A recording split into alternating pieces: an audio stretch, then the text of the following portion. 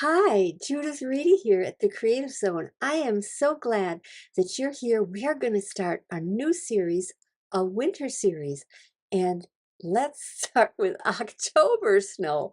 It was a early snow, but it was winter, but it was also there were leaves everywhere. So it was kind of a special thing, and I really had fun painting it. And today we're going to do the underpainting together, and I will explain how that process worked and how I did it, and you can watch me. I am so glad that you're with me here today, and I want you to like and subscribe and keep following me, and so that you don't miss any content and you are available to hear what's going on next. So this winter, this coming December, we're going to be doing winter paintings, and it's going to be a lot of fun. And so we're going to be looking at the shapes and the values, and then making those colors and our idea and everything, make it work together. And I'm going to explain to you my process a little bit more right now, and you'll understand that and today I saw this winter scene. I was so excited. How often do you have brightly colored leaves in the middle of a winter scene and on a sunny morning after a storm? And I was so excited about it. The sun was glaring, the leaves in the tree were just brilliant. And I thought, I've got to paint this. And so that's how I started. And today I wanted to make sure that we had this, you see that glow, you could feel the cold, you could feel the glowing light. And that was my goal, and that was my idea. And everything I'm doing in this painting is designed to draw the viewer into that. And we began with building the values, and that's what we're doing today. That's what we're designing in step 2. And the next session, we will be mixing the colors and starting to paint. And I'll explain how we mix the colors to match the values. So anyway, let's get back to our video here, and you're going to see how I went about doing the underpainting in grayscale.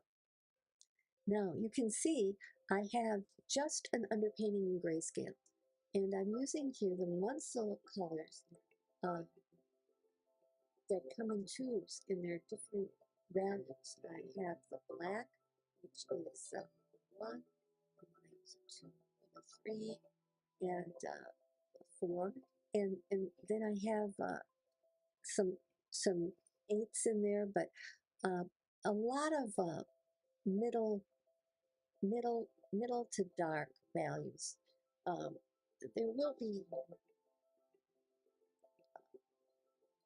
and and and so that's how but I'm really at the beginning here, not getting into details. I'm just putting big shapes so that when I pull back later, um, I can have those shapes in the right place, and I know I've got everything working together.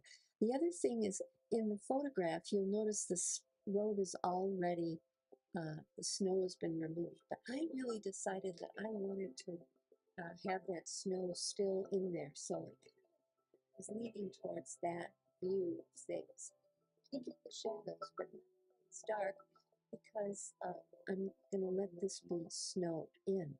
Now I'm going to start putting in the darkest darks, the number 1 dark, that will really, these darks are going to kind of lead your eye around the canvas and panel, and you're going to be able to see the shapes now beginning to take more definition, because I'm going to put some of the darkest darks, and then I'm going to put in some of the lightest lights. But for right now, I'm still putting in some of those darkest darks, and here we go with the lightest lights. And I'm getting a good sense of how I started with the big shapes and did the whole thing with all the big shapes. And then I started going back in and breaking up some of those values a little bit and giving definition to the objects that I am going to be painting here. And just putting in those values and getting them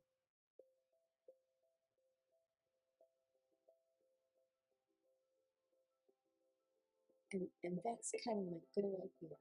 And always thinking that eventually I will be painting this with color, but I'm really nailing the values and where I go. So here you see I'm virtually done. I'm really happy with what I have. And you can see how that has really created the look that I'm after. There it is. And I think that it's going to be, there may be a few little things that I'm changing, but you're going to really see a lot when you watch me when I develop the rest of this painting. But for those of you who really want to get in deep in the weeds and learn a whole lot more about the color and the values when making a landscape painting and how you need to define your shapes and set up your values, and for a landscape and then also for a still life, I think you'll really enjoy intermediate color principles. Take a look at the details about that at the link below, and perhaps you'll be the next person who's going to be in that course with us, and we'll be having such a great time together. So the other thing, for those of you who are in color foundations, I want you to know that I've added a new unit for you. That unit is going to, we have, like, let's say a blue iris, and it has all the values and we paint it, but then we decide we're going to keep the values relative, the lights and darks, but we're going to change the hue. And we're going to do that in yellow and pink and red, and we're going to do that with a lily, several more flowers than shown here. And it's pretty exciting because you're going to end up with a lot of skill in changing hue and keeping the value, and then at the same time with some beautiful flowers that perhaps you can give away to a friend or sell. So I think you'll like it. I really think it'll be fun for you. But those of you who have never done anything with color and you're a little nervous about it, I really want to suggest to you that you take a look at 7 Essential Simple Tricks to Mix Color, because it is really designed for to give you the elementary principles of color. I'm going to give you warm and cool of each of the 3 primaries so that I'll teach you which primaries to pick when you want to have glowing colors, glowing secondary colors, and which ones to use if you want them a little more subdued, and how to subdue either and alter colors using tints, tones, shades, and also using the complement of a color.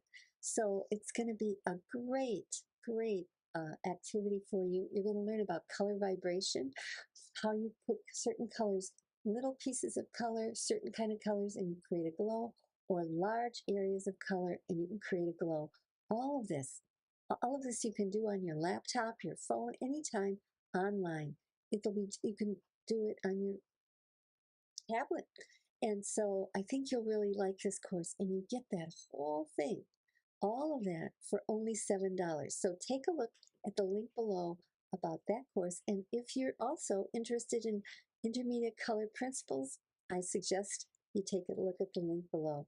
But remember to come back next time where we're going to start mixing those hues and getting ready to paint, because we're going to even start painting. Take care and have a great day. And happy painting. Like and subscribe. No, I'm on Facebook,